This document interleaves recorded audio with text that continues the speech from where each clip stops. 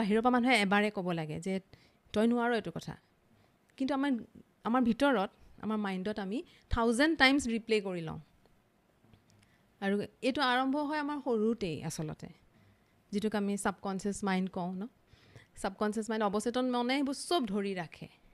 সেইটো এতিয়া সৰুতেই আমি কেনেকৈ ডাঙৰ হ'লোঁ, পৰিৱেশটো কেনেকুৱা হ'ল, ঘৰৰ মানুহে মোক কেনেকৈ ক'লে যে তই পাৰিবি। এই যে ল'ৰা ছোৱালীক আমি কওঁ যে এটা কথা, সৰু কথা ক'লেই হ'ল যে পাৰিবা, কৰাচোন, চেষ্টা কৰা, পাৰিবা। সেইটোৱে বহুত ডাঙৰ এটা সাহস দিয়া, বহুত দিনৰ ফিজিকেল পেইন আছে ধৰক, সেইও নোহোৱা হৈছে। মেডিচিনছ লৈ থাকিলেও টোপনি নাহে, ড'জেছ বঢ়াই গৈ থাকে। কিন্তু তেনেকুৱাও উদাহৰণ আছে যে এতিয়া আৰু মেডিচিনছ নলয়, তেওঁ টোপনি আহে, খুব সুন্দৰকৈ টোপনি আহে। সেইটো কথা কৈয়ে থাকে। স্বাগতম জনাইছোঁ নতুন এটা এপিছডলৈ। আৰু আজি আপোনালোকৰ বাবে মই আমন্ত্ৰণ জনাই আনিছোঁ এগৰাকী বিশেষ অতিথিক। আৰু তেওঁক বিশেষ বুলি মই এইটো কাৰণে কৈছোঁ, যিহেতু বৰ্তমান সময়ত বিভিন্ন লোক মানসিকভাৱে হতাশাগ্ৰস্ত হোৱা দেখিবলৈ পোৱা গৈছে। বিভিন্ন ক্ষেত্ৰত সৰু সৰু কথাতে ডিপ্ৰেশ্যনত যোৱা দেখিবলৈ পোৱা গৈছে। আৰু এই বিষয়ে আজি আমি কথা পাতিবৰ বাবে আমাৰ মাজলৈ আমন্ত্ৰণ জনাই আনিছোঁ মেণ্টেল হেল্থ কোচ হয় তেখেত হৈছে কস্তুৰী মহন্ত বাইদেউ। আপোনাক স্বাগতম জনাইছোঁ। নমস্কাৰ। হয়, মোক ইতিমধ্যে উল্লেখ কৰিছোঁ আপুনি এগৰাকী মেণ্টেল হেল্থৰ কোচ হয়। প্ৰকৃততে মেণ্টেল হেল্থ এই বিষয়বস্তুটো আপুনি যিহেতু ট্ৰিটমেণ্ট কৰে, এই বিষয়বস্তুটোৰ বিষয়ে অলপ যদি আমাক দৰ্শকক যদি থুলমূলকৈ জনাই দিয়ে। মেণ্টেল হেল্থ ৱেলনেছ যিটো আমি কথাটো কৈ আছোঁ, এইটো আচলতে এইটো নহয় যে মানসিকভাৱে কিবা বিকৃষ্ট থকা বা অসুখ থকা ৰোগীক মানে মেণ্টেল হেল্থৰ প্ৰয়োজন হয়। আচলতে আজিৰ দিনত স্বাভাৱিকতে আচলতে আমাক প্ৰতিটো মুহূৰ্ততে আমাৰ বিচাৰবোৰ কেনেকুৱা, আমাৰ অনুভূতিবোৰ কেনেকুৱা, আমাৰ বিশ্বাসবোৰ কেনেকুৱা, সেইখিনি জনাটো বহুত প্ৰয়োজন। আমাৰ বিশ্বাস, আমাৰ যিবোৰ বিচাৰ মানে আমাৰ যিবোৰ থটছ, চিন্তাধাৰা আৰু লগতে আমাৰ অনুভূতি, এইখিনি আচলতে আমাৰ গোটেই জীৱনটো চলাই নি আছে। আৰু তাৰ প্ৰতি আমি আচলতে সচেতন নহয়, আমি নাজানো, আমি সজাগেই নহওঁ যে। আৰু আমাৰ যিটো এই কামখিনি যে মেণ্টেল ৱেলনেছ, এই কামখিনিয়ে আচলতে সেই প্ৰতিজন ব্যক্তিকেই সহায় কৰে যিসকলে হয়তো ষ্ট্ৰেছ লেভেলত আছে, এংজাইটিত আছে, বা পুৰণা কিছুমান দুখ কষ্ট মনত পুহি ৰাখি ধৰি ৰাখিছে, যিখিনি কথাই আচলতে তেওঁক আগবাঢ়ি যাবলৈ, তেওঁ যেনেধৰণে জীৱনটো আগুৱাই নিব বিচাৰে তেনেধৰণে আগুৱাই নিব নাই পৰা, এই প্ৰতিজন ব্যক্তিকে আচলতে প্ৰয়োজন হয়।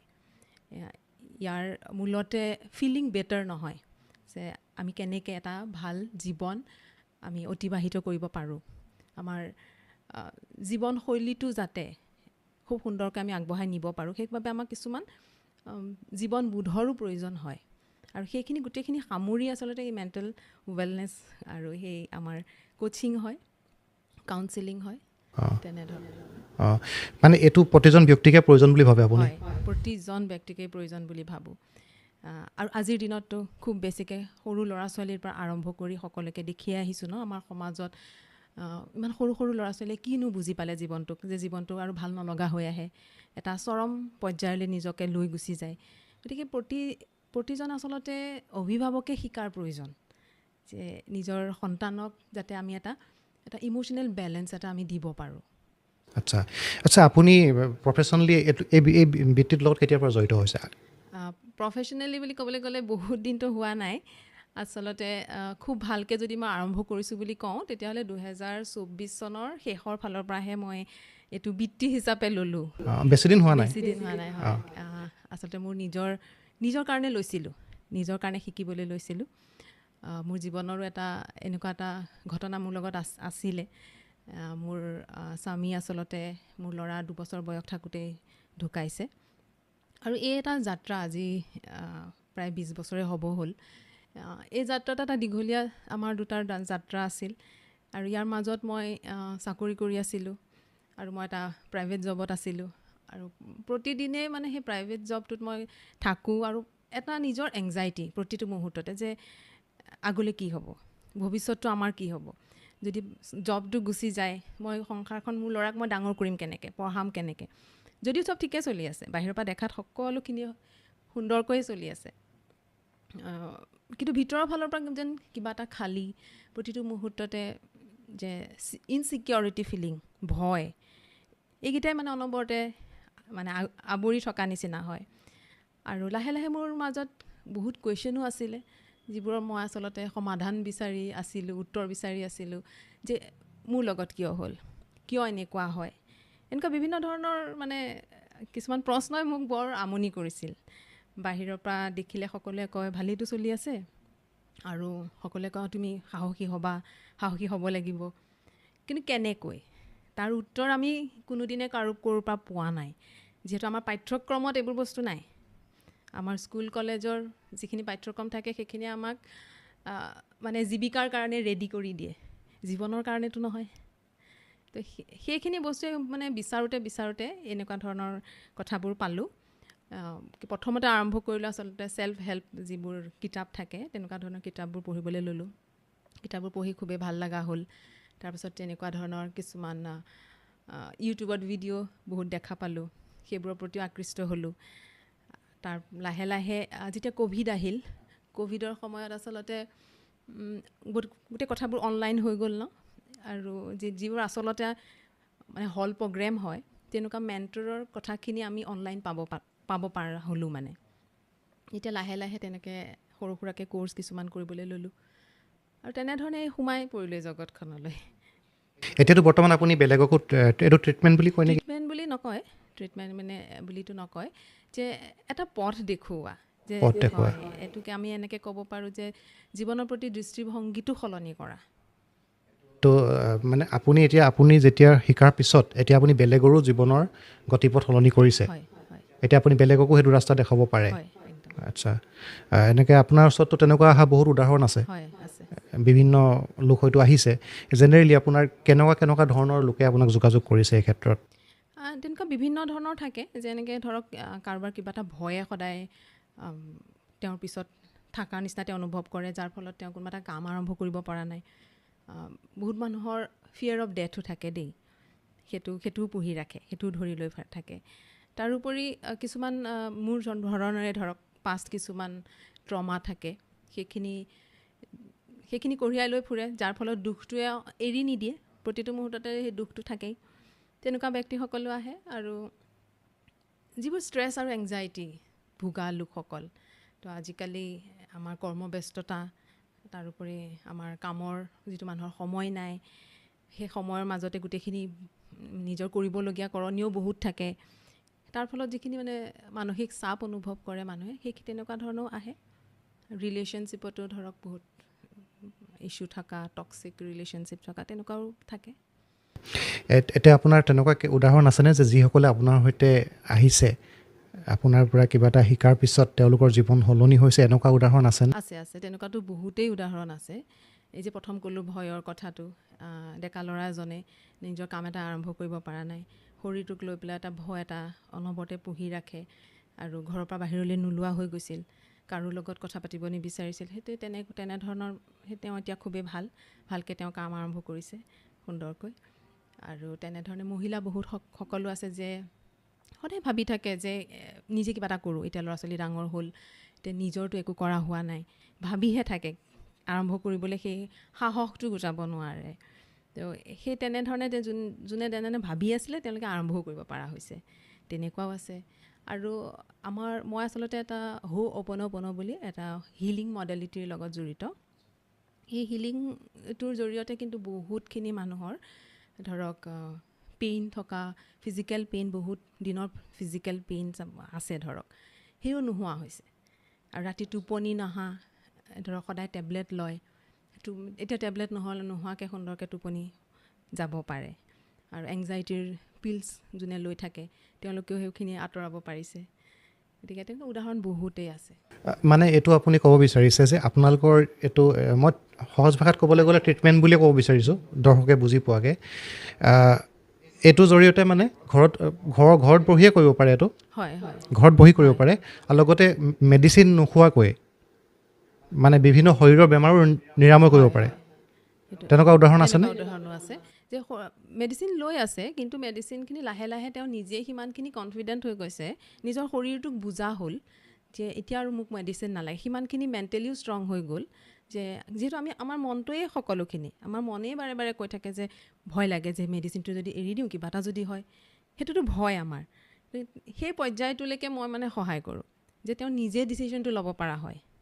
এতিয়া ধৰক এটা টক্সিক ৰিলেশ্যনশ্বিপত আছে, তেওঁ সেইখিনিৰ পৰা বাহিৰ ওলাব লাগে নে নালাগে, সেইটো আনচাৰ মোৰ হাতত নাই। সদায় মই এইটোৱে কথা কওঁ, সেইটো আনচাৰ মই নিদিওঁ আপোনালোকক, আৰু সেইটো তেওঁ নিজেই সেইজন ব্যক্তি হ'বগৈ পাৰিব লাগিব প্ৰথমতে, যে যিজনে ভাবে যে মোৰ কাৰণে এই ৰাস্তাটোৱে শুদ্ধ, যে মই থকাটো শুদ্ধ হ'ব পাৰে, মই বা সেই ৰিলেশ্যনশ্বিপটোৰ পৰা ওলাই যোৱাটো শুদ্ধ হ'ব পাৰে। সিদ্ধান্তটো নিজে ল'ব লাগিব। সিদ্ধান্তটো মই নিদিওঁ, সেই ব্যক্তিজন হ'ব পৰা কৰি দিওঁ, তোলোঁ মানে যে তেওঁ সিদ্ধান্তটো ল'ব পাৰে নিজৰ জীৱনৰ কাৰণে কোনটো ভাল হয়। মানে এইটো আপুনি ক'ব বিচাৰিছে সম্পূৰ্ণ মনৰ ওপৰত আমাৰ গোটেই বডিটোৰ প্ৰতিটো প্ৰক্ৰিয়া জড়িত হৈ থাকে। হয়, একদম। এইটো আমাৰ আচলতে নিউৰ' ছায়েন্সৰ আণ্ডাৰত এইটো ষ্টাডি হৈছে, বহুতখিনি ৰিচাৰ্চ হৈছে। 1982ৰ আগলৈকে মাইণ্ড আৰু বডিক দুটা বেলেগ বেলেগ ছেপাৰেটলি মানে ৰিচাৰ্চ কৰা হৈছিল, ষ্টাডি কৰা হৈছিল। কিন্তু আফটাৰ 1982ৰ পিছৰ পৰা মাইণ্ড আৰু বডি মানে এটা ছিষ্টেম বুলি ধৰে। এতিয়া বহুতখিনি প্ৰুফো হৈছে বহুত কথাতে, যে আমাৰ মনৰ বিচাৰবোৰ যদি আমি সলনি কৰি লওঁ, চিন্তাধাৰাবোৰক যদি সলনি কৰি লওঁ, তেনেহ'লে আমাৰ শৰীৰৰো কিছুমান বেমাৰ আমাৰ নোহোৱা হৈ যায়। আচ্ছা। তো মানে ইয়াত কোৱা হয় আমাৰ ব্ৰেইনত নিউৰনছ আছে আৰু শৰীৰত চেলছ আছে। তো নিউৰনছে প্ৰতিটো মুহূৰ্ততে চেলছবোৰক কিছুমান বাৰ্তা পঠিয়াই থাকে। এতিয়া নিউৰনছে মোক ক'ব যে মোৰ পিয়াহ লাগিছে, নিউৰনছেহে বাৰ্তাটো দিব, আৰু মোৰ চকুত থকা চেলখিনিয়ে চাব যে মোৰ পানী ক'ত আছে, বা হাতখনে গৈ পেলাই সেই পানী লৈ পেলাই মই পানী খাম। চেলে কাম কৰে আৰু পূৰা গাইড কৰে নিউৰনছে।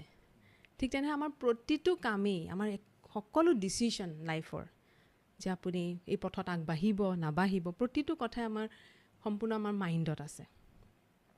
ই এটা মেচিন বুলি কওঁ, ই এটা মেচিন। তো সেই মেচিনটোক চলাবলৈ কিছুমান মেনুৱেল লাগে, তো সেই মেনুৱেলখন আমাৰ হাতত আছে। যিসকলে ধৰি লওক সেইটো জনা নাই, তেওঁলোকক আপোনালোকে সহায় কৰে নিজক কেনেকৈ গাইড কৰিব লাগে, নিজৰ মনটো কেনেদৰে কণ্ট্ৰল কৰিব লাগে। আৰু আপুনি ক'ব বিচাৰিছে নিজৰ মনটোৰ কণ্ট্ৰলত ৰাখিব পাৰিলে মানুহ বহুত ক্ষেত্ৰত উপকৃত হয়, আনকি বেমাৰ আজাৰৰ পৰা উপকৃত হয়। একদমেই হয়, আৰু এইটো শুনি ভাল লাগিলে। আৰু আপোনাৰ যিটো মানে প্ৰক্ৰিয়াটো, ধৰি লওক এতিয়া কোনোবা কিবা অসুবিধাত ভুগি আছে, এনজাইটিতে ভুগিছে, বা কোনোবাই বহুত ডিপ্ৰেশ্যনত গুচি গৈছে, আপোনাৰ লগত যদি যোগাযোগ কৰিবলগীয়া হয়, সেইটো প্ৰক্ৰিয়াটো কেনেদৰে হয়? আপোনাৰ তাত আহিব লাগে নে ফোনত অনলাইনে হয় কাৰবাৰটো? হয়, গোটেইখিনি অনলাইনেই হয়। অনলাইনতে আমাৰ এতিয়াতো ভালেই হ'ল যে ইমানখিনি আমি প্ৰযুক্তিবিদ্যাৰ আমি ইমান আগবাঢ়িছোঁ, গতিকে খুব সুবিধা হয়। অনলাইনতে আমি কথা পাতোঁ, মই তেওঁক দেখি থাকিলে মই তেওঁৰ বুজি পোৱা হৈ যাওঁ, তেওঁৰ কথা বতৰাখিনি গোটেইখিনি লওঁ, কেনেধৰণৰ তেওঁৰ চলি আছে, আৰু তাৰ ওপৰতে ভিত্তি কৰি আমাক কেনেধৰণে আগবাঢ়িব লাগিব। তাৰমানে আমাৰ হিলিঙো আছে। যেনেকৈ ধৰক মই হো'প'ন'প'ন' হিলিং কৰোঁ, হিলিঙো জড়িত থাকে। তাৰ লগত আমাৰ NLP, মই NLPৰ কোচ হয়। NLP মানে হৈছে যে নিউৰ' লিংগুইষ্টিক প্ৰগ্ৰেমিং। তাৰ মানে হৈছে এখন মানে ব্ৰেইনৰ এখন মেনুৱেল, যেনেকৈ ফ্ৰিজৰ মেনুৱেল থাকে, ফ্ৰিজটোকে নচলিলে কেনেকৈ আমি চাম, মেনুৱেলখন চাই কৰিম, ঠিক তেনেধৰণে মানুহেই সৃষ্টি কৰিছে যে এই মেনুৱেলখন, NLPক আমি এটা মেনুৱেল বুলি ক'ব পাৰোঁ ব্ৰেইনৰ। আৰু সেই তাৰ মানে সেইখিনিক ফ'ল' কৰি কাউন্সেলিং বা আপোনাৰ হিলিং, কাউন্সেলিং আৰু কোচিং গোটেইখিনি কৰা হয়। আচ্ছা, আপুনি যিটো ক'লে আপুনি এটা পথ দেখুৱাও বুলি ক'লে, এতিয়া ধৰি লওক বিভিন্ন লোক আপোনাৰ ওচৰলৈ আহে, এনেকুৱা কি উদাহৰণ আছে আপোনাৰ ওচৰত যে আপোনাৰ ওচৰলৈ অহা বহুত লোকে এটা নতুন ৰাস্তা পাইছে, এনেকুৱা উদাহৰণ আছেনে? আছে। এটা খুবেই মানে লেখত ল'বলগীয়া, মানে মই ভাবোঁ সেইটো হৈছে যে এগৰাকী কম বয়সৰ ছোৱালী, 19-20 বছৰ হ'ব, 5 বাৰ বোলে ছুইচাইডেল নোটছ লিখিছে, আৰু ঘৰখনতো এটা ৰাতিটো ঘৰখনৰ কোনো মানুহ শোৱা নাই, যে ভয়ত আছে, যে বাৰে বাৰে এনেকুৱা ধৰণৰ কথা কৈ আছে ঘৰত মানুহক। তাৰমানে তাৰপিছতে মোৰ কোচিঙত আহিলে, পাৰ্চনেল কোচিঙো মই কৰোঁ আৰু গ্ৰুপ কোচিঙো হয়, কিন্তু তেওঁ গ্ৰুপ কোচিঙতে মানে বহুত কথা সোধে, আৰু বহুত মানে নিজৰ মাজত বহুত কুৱেশ্যনছ থাকে, বহুত সোধে। আৰু তেনেকৈ লাহেকৈ মোক এদিন নিজেই ক'লে যে মোৰ মানে এই থটটোৰ পৰা, আপোনাৰ কাৰণে এই থটটোৰ পৰা মই কমপ্লিটলি ওলাই আহিলোঁ। এতিয়া আৰু মই এই থটটোলৈ মই কেতিয়াও উভতি নাযাওঁ। সেইটো এটা খুব ডাঙৰ মানে মোৰ কাৰণে এচিভমেণ্ট বুলি মই ভাবোঁ। মানে ছুইচাইড প্ৰৱণতা আহিছিলে 5 বাৰকৈ মানে তেওঁ এটেম্প কৰা নিচিনা আৰু। এতিয়া ৰিকভাৰ হৈ গ'ল কমপ্লিটলি ৰিকভাৰ হৈ গ'ল। তেনেকুৱা আৰু উদাহৰণ আছেনে? হয়, তেনেকুৱা আছে। ধৰক সেই পিল খোৱাৰ কথাই যিটো মই কৈছোঁ, ৰাতি নুশুৱে, টোপনি নাহে, বহুত মানে চেষ্টা কৰে। বহুত মানুহৰ এইটো সমস্যা আছে, আজিৰ দিনত টোপনি নাহে ৰাতি। সেইটো আপোনাৰ তেনেকুৱা পেচেণ্ট পাইছে আপুনি? হয়, টোপনি নাই, মানে মেডিচিনছ লৈ থাকিলেও টোপনি নাহে, ড'জেছ বঢ়াই গৈ থাকে। কিন্তু তেনেকুৱাও উদাহৰণ আছে যে এতিয়া আৰু মেডিচিনছ নলয়, তেওঁ টোপনি আহে, খুব সুন্দৰকৈ টোপনি আহে, সেইটো কথা কৈয়ে থাকে। আৰু তেনেকুৱা বহুতেই আছে। মই ক'লোৱে যে আপোনাক ভয়টো এটা বহুত ডাঙৰ কাৰণ, যে আমাৰ বহুত কথাৰ কাৰণে আমাৰ ভয় থাকে, যে আমি ফিয়াৰ অফ ফেইলিয়ৰ থাকে, আনে কেনেধৰণে মোক জাজ কৰিব, তেনেকুৱা থাকে। তাৰমানে কাম এটা ল'বই নোৱাৰে, কাম এটা হাতত ল'ব, যদি মোৰ কামটোত মই যদি কৃতকাৰ্যতা নহয়, মোৰ কি হ'ব?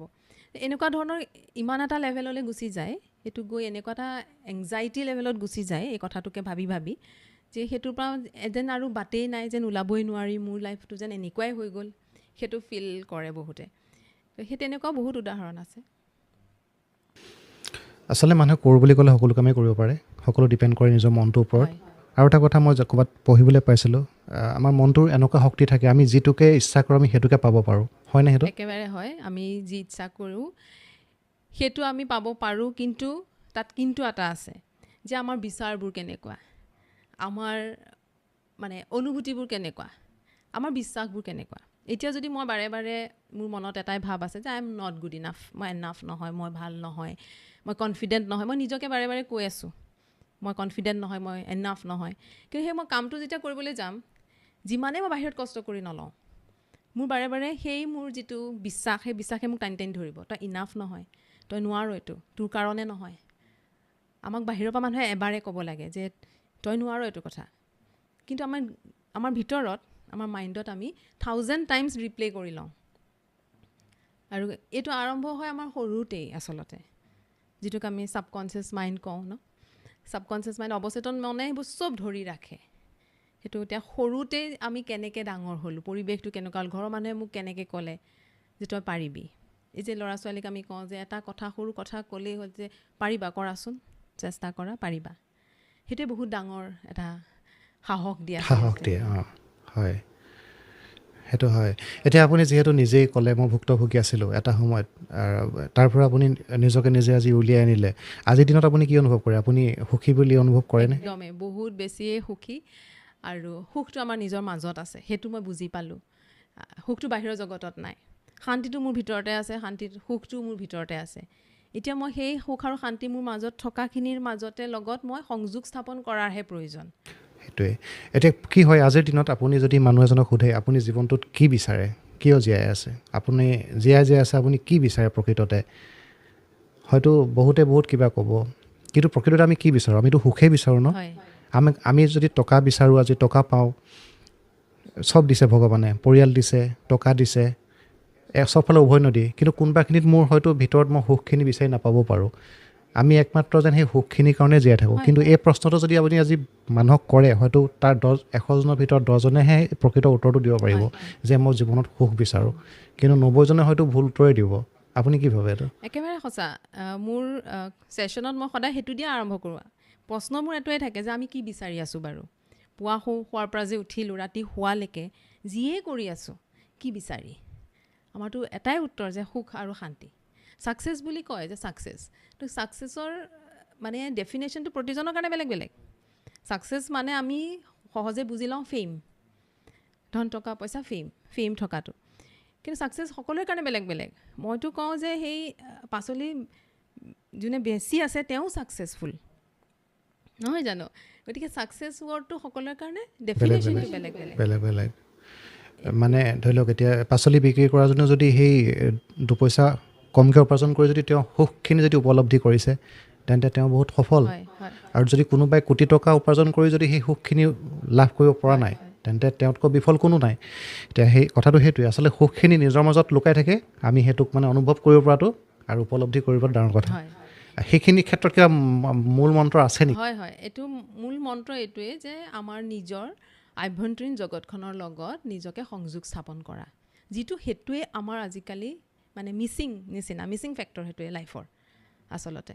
সেইকাৰণে মই যিখিনি মই কৰি আছোঁ মোৰ বি ইয়ৰ বেষ্ট চেল্ফ নামেৰে কৰি আছোঁ মোৰ ইউটিউব চেনেলটো বি ইয়ৰ বেষ্ট চেল্ফ তাৰমানে বেষ্ট চেল্ফ আপোনাৰ বেটাৰ চেল্ফজন আপোনাৰ ভিতৰতে আছে তেওঁৰ লগত মাত্ৰ আপুনি সংযোগ স্থাপনহে কৰিব লাগে কেৱল আমাৰ কাৰণ আৰম্ভ হয় যে সেই এৱেৰনেছত আহা যে মোৰ থটছবোৰ কেনেকুৱা মোৰ বিচাৰবোৰ কেনেকুৱা মোৰ চিন্তাবোৰ কেনেকুৱা মোৰ ইম'শ্যনছবোৰ কেনেকুৱা মোৰ বিশ্বাসবোৰ কেনেকুৱা সেইটো আমি বুজিয়ে নাপাওঁ গমেই নাপাওঁ এতিয়া আমাৰ বেছি সংখ্যক লোকৰে আমাৰ ক্লেৰিটি নাথাকে লাইফত যে আমাক কি লাগে আমাক কি নালাগেতো আমি একদমেই ভালকৈ জানো যে আমাক মোক এইটো নালাগে এইটো ময়ে তাৰ উদাহৰণ মানে মই বাৰে বাৰে মই মোৰ ছেশ্যনছবোৰতো কৈ থাকোঁ যে মই সম্পূৰ্ণ মোৰ উদাহৰণ যে মই এইটো মোক চাকৰি নালাগে এই চাকৰিটো কৰি মোৰ ভাল লগা নাই এইটো মই চাকৰি কিন্তু কি লাগে মই নাজানো বাৰে বাৰে মনত এটাই যে মোক এইটো নালাগে যে মই ৰাতিপুৱা গৈছোঁ ৰাতি আহিছোঁ এই একেধৰণৰ এইটো কি লাগে মই নাজানিছিলোঁ বুজি পোৱাই নাছিলোঁ তো তাৰ ফলত চাকৰি এৰিলোঁ চাকৰি এৰি নিজৰ কাম আৰম্ভ কৰিলোঁ যে মই কাপোৰৰ ব্যৱসায় যে মই কেটাৰিঙৰ কাম আৰম্ভ কৰিলোঁ চাকৰি এৰি মানে কিন্তু তাৰ মাজত মই এইখিনি পঢ়ি আছিলোঁ কেৱল নিজৰ কাৰণে যিখিনি জানিব বিচাৰি আছিলোঁ কেৱল নিজৰ কাৰণে কোনোদিনেই ভবা নাই মই এজন কোচ হ'ম কিন্তু যেতিয়া দেখিলোঁ মোৰ নিজৰ মাজতে ইমানখিনি সলনি মই নিজৰ বাহিৰৰ জগতখনত আমাৰ আচলতে একো নাই সকলোখিনি আমাৰ ভিতৰতে আছে কেৱল আমি বাহিৰৰ জগতখনক সলাবলৈ চেষ্টা কৰি থাকোঁ আমি ভাবোঁ এই ব্যক্তিজন যদি ঠিক হৈ যায় তেতিয়াহ'লে মোৰ জীৱনটো শান্তি হ'ব এই ল'ৰা ছোৱালীয়ে যদি কথা শুনা হৈ যায় তেতিয়াহ'লে আৰু মই শান্তিটো পাম কিন্তু বাহিৰৰ জগতখনত একোৱেই নাই আচ্ছা এতিয়া আপোনাৰ এই কথাখিনি যে ক'লে এই মুহূৰ্তত আমি যে কওঁ মানুহ আজিকালি চিনিব নোৱাৰি মানুহক আমি সদায় লগ পাই থকা মানুহজনকো চিনিব নোৱাৰি কিন্তু ডাঙৰ প্ৰশ্নটো হৈছে আমি দেখোন বহুতে নিজকে নিজে চিনি পোৱা নাই একেবাৰে সঁচা কথা আমি নিজকে চিনি নাপাওঁ কাৰণে আমাৰ সেই ভয়টো থাকে সেই ডাউটটো থাকে আচলতে আমি নিজক চিনি নাপাওঁ কাৰণে আমি মানুহ চিনাত আমাৰ ভুল হয় নেকি হয় একেবাৰে সঁচা কথা কাৰণ আমি এইটো কওঁ মেনিফেষ্টেশ্যনৰ যিখন জগত সেইখনত আমি কওঁ আপুনি কি এট্ৰেক্ট কৰিব আপুনি কি আকৰ্ষণ কৰিব আপোনাৰ নিজৰ ভাইব্ৰেশ্যনটোৰ মতেই আপোনাৰ জীৱনত সকলো কথাই আকৰ্ষণ কৰিব আপোনাৰ কেনেধৰণৰ ভাইব্ৰেশ্যন আপুনি ব্ৰহ্মাণ্ডলৈ দি আছে ঠিক তেনেধৰণে আপুনি গোটেইখিনি আপোনাৰ জীৱনত আপুনি আকৰ্ষণ কৰিব আজি আপোনাৰ জীৱনত যিয়ে হৈ আছে কেৱল আপোনাৰ ভাইব্ৰেশ্যনৰ কাৰণে ইজ এ ভাইব্ৰেশ্যনেল ইনভিটেশ্যন মানে গতিকে আমি যদি কোনোবা এজন মানুহে আমাক চিটিং কৰিছে মোৰ লগত বেয়া কৰিছে তেনেহ'লে কুৱেশ্যনটো আচলতে আমাৰ হ'ব লাগে আমি বাৰে বাৰে কুৱেশ্যনটো কৰোঁ মোৰ লগত কিয় হ'ল এই মানুহজনে মোৰ লগত কিয় ইমান বেয়া কৰিলে কিন্তু কুৱেশ্যনটো আচলতে হ'ব লাগে মোৰ ক্ষেত্ৰত থকা কি এনেকুৱা কথা এটাই আজি মই এনেকুৱা ছিটুৱেশ্যনটো মই মোৰ লাইফত এট্ৰেক্ট কৰিলোঁ কিন্তু আমাৰ কুৱেশ্যনটো ভুল থাকে আনচাৰটো সেইকাৰণে নাপাওঁ আৰু সেইটোক আমি এটা পেটাৰ্ণ বুলি কওঁ যদি আপোনাৰ লাইফত বাৰে বাৰে ঘটিছে সেইটো কথা যে আজি এজন মানুহে আপোনাক কষ্ট দিলে বুজি পালোঁ দ্বিতীয় এজন মানুহে আকৌ কিছুদিনৰ পিছত আকৌ আপোনাক কষ্টই দিলে ঠিক আছে মই এবাৰো ভাবিলোঁ যে সেই মানুহজনৰ দোষ 3 নম্বৰ বাৰত যদি আপোনাৰ আকৌ কোনোবা এজনে কষ্ট দিছে সেই ব্যক্তিজনৰ ভুল নহয় আচলতে নিজক প্ৰশ্ন কৰিব লাগিব আমাৰ নিজৰে ভুল যে ময়ে ট্ৰেইন কৰা নাই সেই ব্যক্তিজনে মোক কেনেকৈ ব্যৱহাৰ কৰক আৰু কোনোবাখিনিত আমি নিজক চিনি নাপাওঁ কাৰণে আমি আচলতে জীৱনত বহুত ক্ষেত্ৰত অসুখী নেকি হয় একেবাৰে সঁচা কথা সেইটোৱে একেবাৰে সঁচা কথা আৰু বিশেষকৈ এতিয়া এটা কথা আপুনি নিশ্চয় মন কৰিছে যিহেতু আপুনি এইটো ক্ষেত্ৰতে জড়িত আপুনি এনেকুৱা মানুহবিলাক বেছিকৈ লগ পায় যিহেতু এনজাইটি প্ৰব্লেমৰ কথা ক'লোঁ ডিপ্ৰেশ্যন আপোনাৰ চাইক্ৰেটিক প্ৰব্লেমবিলাক বহুত বাঢ়িছে মানুহবিলাক হঠাৎ খঙাল হৈ পৰিছে সম্পৰ্কবিলাক বহুত থুনুকা হৈ পৰিছে আৰু বিশেষকৈ এটা ডাঙৰ সমস্যা হৈছে মানুহবিলাক আজিৰ দিনত যথেষ্ট অকলশৰীয়া হৈ পৰিছে এই আটাইবোৰৰ কাৰণটো কি ভাবে নিজৰ লগত কানেকশ্যন নথকাই এটাই উত্তৰ গোটেইখিনি বাহিৰৰ কথাৰ বাহিৰৰ জগতত যি হৈ আছে সেইটো হৈছে ৰিফ্লেকশ্যন আমাৰ ভিতৰৰে ৰিফ্লেকশ্যন সেইখন এখন আইনাৰ নিচিনা বাহিৰৰ জগতত আপোনাৰ জীৱনত এতিয়া যিয়ে চলি আছে সেইখন আচলতে আইনা আপোনাৰ ভিতৰৰ জগতৰ এতিয়া এই কথাখিনি বুজিবলৈ অকণমান টান লাগিব যে সেই ব্যক্তিজনে মোক বেয়া কৰিলে মোৰ লগত বেয়া কৰিলে মোৰ ভুল ক'ত মোৰতো ইয়াত কোনো ভুল নাছিলে তেওঁ মোক এনেকুৱা কৰিলে এতিয়া মোৰ ক্ষেত্ৰতে ধৰক এই কথাটোত মোৰনো কি ভুল আছিলে যে মোৰ জীৱনত ইমান সোনকালে এনেকুৱা এটা ঘটনা ঘটিলে যে মোৰ যিটো ভুল নাছিল কিন্তু সেই কুৱেশ্যনটোৰে আনচাৰটো বিচাৰোঁতে মই বুজি পালোঁ যে তেওঁৰ এটা হায়াৰ প্লেন থাকে তেওঁ সদায় ভালৰ কাৰণে কিবা এটা বিচাৰি আছে প্ৰতিজন ব্যক্তিৰে আচলতে ভালৰ আমাৰ যিমানেই লাইফত চেলেঞ্জেছ আহে আচলতে আমাক এজন বেটাৰ পাৰ্চন কৰিবৰ কাৰণে আহে আচ্ছা কিন্তু আমি ব্লেমটো বাহিৰৰ জগতখনত কৰোঁ আৰু ব্লেম কৰিবলৈ কাকোৱে যদি বিচাৰি নাপাওঁ ঈশ্বৰকে কৰোঁ ঈশ্বৰ কিয় তুমি মোক সদায় মোৰ লগতে সদায় ইমান বেয়া কিয় কৰা গতিকে কুৱেশ্যনটো আমাৰ নিজৰ ফালে হ'ব লাগে যে ই আমাক কি শিকাব বিচাৰিছে এই ঘটনাটোৱে মোৰ কোনটো কথা মোৰ ভিতৰৰ কোনটো কথা মোৰ কোনটো ইম'শ্যনক বুজিবলৈ কৈছে ৰাইট গতিকে গোটেই সমস্যাৰ সমাধান কিন্তু এটাই যদিও আমি সমস্যাৰ কথা ঢেৰ কওঁ বাহিৰত কিন্তু সমস্যাৰ সমাধানটো কথা এটাই নিজৰ লগত নিজৰ কানেকশ্যন